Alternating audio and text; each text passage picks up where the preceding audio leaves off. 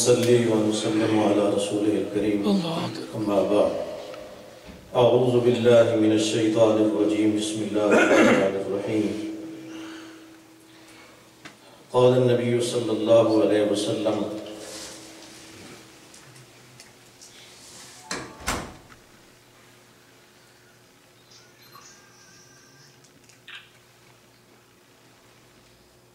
من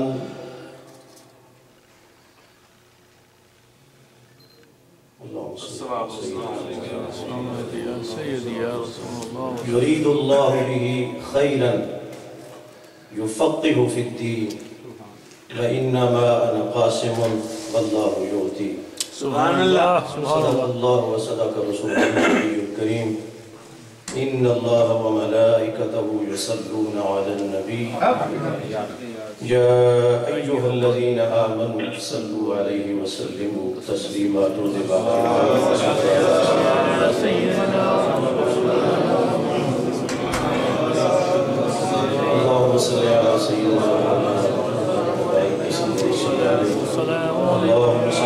سيدنا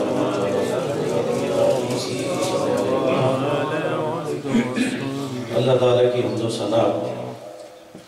اور اس کے حبیب اکرم نور مجسم شفیع معظم احمد مصطفیٰ حضرت محمد مصطفیٰ صلی اللہ علیہ وآلہ وسلم کی بارگاہ میں درود پاک کا نذرانہ پیش کرنے کے بعد حضرات علماء کرام مشائخ عظام اور میرے نہایت ہی واجب الاحترام دوستوں بزرگوں ساتھیوں، جیسا کہ علامہ صاحب نے ارشاد فرمایا ہے کہ اعلیٰ حضرت کی فقاہت بطور ایک فقیہ، اس پر مختصر وقت میں مجھے بات کرنی ہے۔ میں فقہ کی جو تعریف ہے وہ دیکھ رہا تھا یا جو ہمیں بھی پڑھائی گئی تھی، تو اس کے الفاظ بڑے مشکل ہیں، وہ علماء کے لیے ہیں۔ میں بڑے آسان لفظوں میں کچھ عرض کرنا چاہوں گا۔ فقہ کا لغوی معنی، لفظی معنی ہوتا ہے سمجھ، فہم، یہ اس کا لغوی معنی ہے، لفظی معنی۔ اور شرعی معنی اس کا یہ ہے، شریعت کی اصطلاح میں ایک خاص فہم، ایک خاص سمجھ جو کتاب اللہ سے اور سنت رسول اللہ سے حاصل ہو، وہ خاص سمجھ، وہ خاص فہم جو کتاب اللہ سے اور سنت رسول اللہ سے حاصل ہے۔ اس میں کوئی شبہ نہیں کہ انسان کی زندگی اور حیات کے سارے احکام اور سارے مسائل قرآن و حدیث کے اندر موجود ہیں، لیکن ان کا استنباط کرنا، وہاں سے اخذ کرنا اور وہاں سے نکالنا، اور پھر نکالنے کے بعد ان کو فقہی ترتیب دینا، سبحان اللہ، سبحان اللہ، کہ یہ فرض کے درجے میں ہے، یہ واجب کے درجے میں ہے، یہ سنت موقدہ ہے، یہ سنت غیر موقدہ ہے، یہ مستحب ہے، یہ اولا ہے۔ نعرہ تکبیر، نعرہ رسالت، یا رسول اللہ، نعرہ رسالت، یا رسول اللہ، محمد عثمان قادری صاحب۔ اور پھر نہیں کے درجات میں کہ یہ حرام ہے، یہ ناجائز ہے، یہ مکروہ تحریمی ہے، یہ مکروہ تنزیہ ہے، یہ جو فقہی ترتیب ہے، مسائل کو نکالنے کے بعد، اخذ کرنے کے بعد یہ ترتیب دینا، یہ عام آدمی کا کام نہیں ہے۔ سرکار دو عالم علیہ السلام نے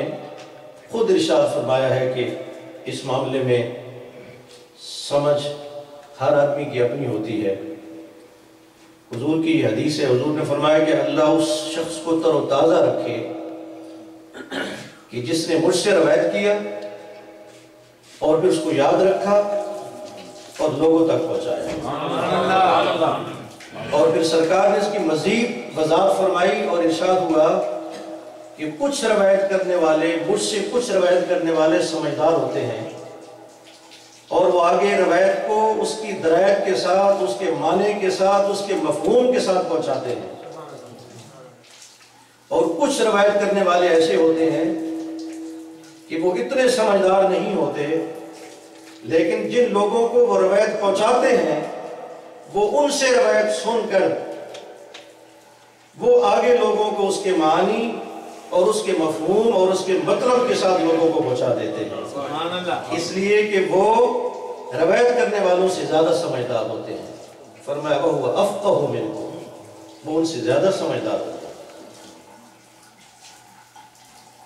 اور جب سرکار کی حدیث کی باری آتی ہے تو حضور نے خود ارشاد فرمایا اوتی تو جوامع الکلم، کہ اللہ نے مجھے تو جوامع الکلم عطا فرمائے، یعنی وما ینطق عن الہوا کی زبان سے جو بھی جملہ نکلتا ہے معنی کے دریا بہ رہے ہیں، مفاہیم اور مطالب کے دریا بہ رہے ہیں، اور ان مفاہیم تک پہنچنا ہر آدمی کی بس کی بات نہیں ہے، اس لیے کہ کسی بھی لفظ کا ایک معنی ہوتا ہے اور ایک اس کا مفہوم ہوتا ہے، اس میں بڑا فرق ہوتا ہے۔ میں آپ کو ایک مثال دے کر سمجھاتا ہوں۔ آپ کے یہاں بھی ایک مہمان آیا ہوا ہے اور وہ سر شام کہتے ہیں کہ یار مجھے اجازت دو، میں جانا چاہتا ہوں، اور آپ اس کو کہتے ہیں کہ ٹھہر جائیے، رک جائیے، یہ روڈ تو ساری رات چلتا رہتا ہے، یہ روڈ تو ساری رات چلتا رہتا ہے۔ اب اس لفظ کا معنی یہ ہے کہ یہ روڈ فزیکلی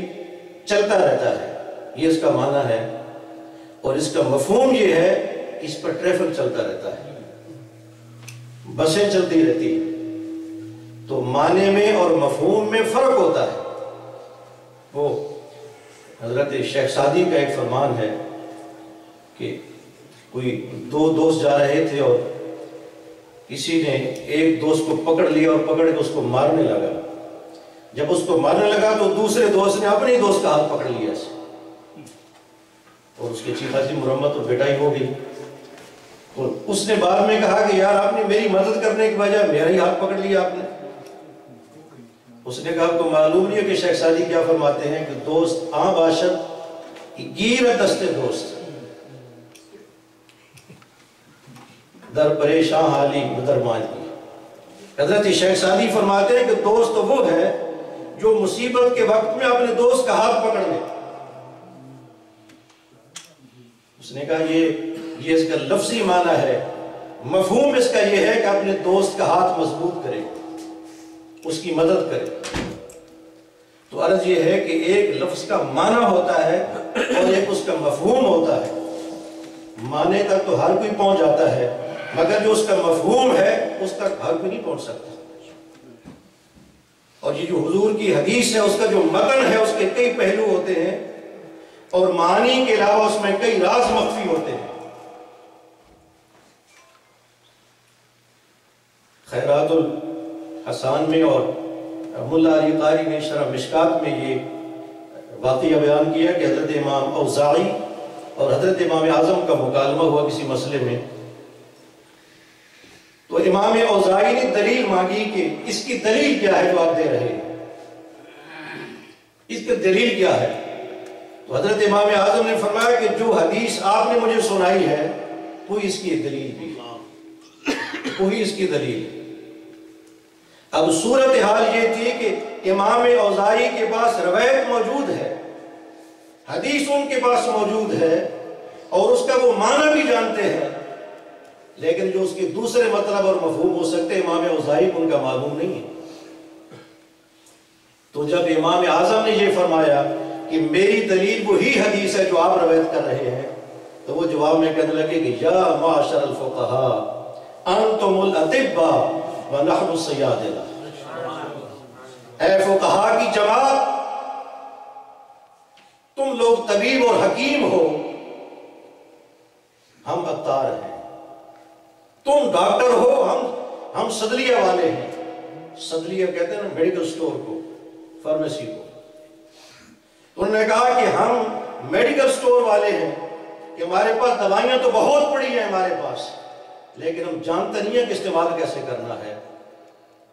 وہ ڈاکٹر ہی جانتا ہے کہ ان کو کیسے استعمال کرنا ہے۔ اس نے کہا کہ ہمارے پاس روایتیں موجود ہیں، ہمارے پاس حدیثیں موجود ہیں، لیکن ان کا مفہوم اور مطلب کیا ہے یہ فقہاء کی جماعت جانتی ہے۔ تو عرض یہ ہے کہ ایک لفظ کا معنی ہوتا ہے اور ایک اس کا مفہوم ہوتا ہے، اس کا مطلب ہوتا ہے۔ اس مفہوم اور مطلب کو فقہ کہتے ہیں، اور جو اس فقہ تک پہنچے ہے اس کو فقیہ کہتے ہیں، وہ فقیہ ہوتا ہے۔ تو فاضل بریلوی رحمۃ اللہ علیہ کی فقاہت، اس سلسلے میں علامہ اقبال مرحوم فرماتے ہیں، اگر فاضل بریلوی کی طبیعت اور مزاج میں تھوڑی سی سختی نہ ہوتی تو فاضل بریلوی وقت کے ابو حنیفہ ہے۔ علامہ اقبال کہہ رہے ہیں، اور پھر مزید کہتے ہیں کہ میں نے ان کی ذہانت اور ان کی فطانت اور ان کے تبحر علمی اور ان کے فتاوی جات کو دیکھا ہے، اور فاضل بریلوی ایک فتوے پر جو اپنی رائے قائم کر لیتے ہیں پھر اس سے وہ ڈٹ جاتے ہیں، ان کو رجوع کرنے کی ضرورت نہیں پڑتی ہے، اس لیے کہ اس کے پیچھے اتنی تحقیق ہوتی ہے، اتنی جستجو ہوتی ہے ایک فتوے کے پیچھے، ایک مسئلے کے پیچھے، کہ فاضل بریلوی کو رجوع کرنے کی ضرورت نہیں ہوتی۔ سبحان اللہ۔ اور مودودی صاحب کے نائب مولوی غلام علی صاحب لکھتے ہیں، کہتے ہیں کہ فاضل بریلوی کے بارے میں مجھے غلط فہمی تھی، لیکن میں نے ان کی کچھ کتابیں حاصل کرنے کے بعد جب پڑھا تو ساری غلط فہمیاں دور ہو گئی ہیں، اور میں نے فتاوی رضویہ کو پڑھا ہے تو اس نتیجے پر پہنچا ہوں کہ جو علمی گہرائی اور جو فقہی گہرائی فاضل بریلوی کے ہاں ہے وہ کسی دوسرے کے ہاں نہیں ہے۔ نعرہ تکبیر، اللہ اکبر، نعرہ رسالت، یا رسول اللہ، نعرہ تحقیق۔ اور مولانا کوثر نیازی نے 1989 میں انڈیا کا وزٹ کیا، دورہ کیا، تو لکھتے ہیں، جنگ میں ایک عالم لکھا انہوں نے واپس آ کر، اور اس میں لکھتے ہیں کہ میں ندوۃ العلماء بھی گیا ہوں، وہاں کو بھی میں نے وزٹ کیا ہے۔ جب میں ندوۃ العلماء میں گیا تو وہاں کچھ چارٹس تو تھے وہ آویزاں کیے گئے تھے، اور نامور لوگوں کے کہ جو کسی علم میں کسی فن میں ماہر لوگ ہیں ان کے نام ان میں لکھے ہوئے تھے۔ تو مولانا کوثر نیازی کہتے ہیں کہ میں نے دیکھا کہ فقہ کے لحاظ سے جو ممتاز شخصیت ہے وہاں مولانا امام احمد رضا خان کا نام لکھا ہوا تھا۔ سبحان اللہ۔ اور ابو الحسن ندوی لکھتے ہیں، وہ لکھتے ہیں کہ فقہ حنفی اور فقہ حنفی کے جو جزیات ہیں ان کی آگاہی کے سلسلے میں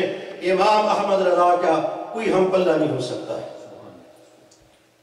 اور اسلام آباد کی اسلامک یونیورسٹی کے پروفیسر سید عبد الرحمن بخاری لکھتے ہیں، وہ کہتے ہیں کہ دنیا کہتی ہے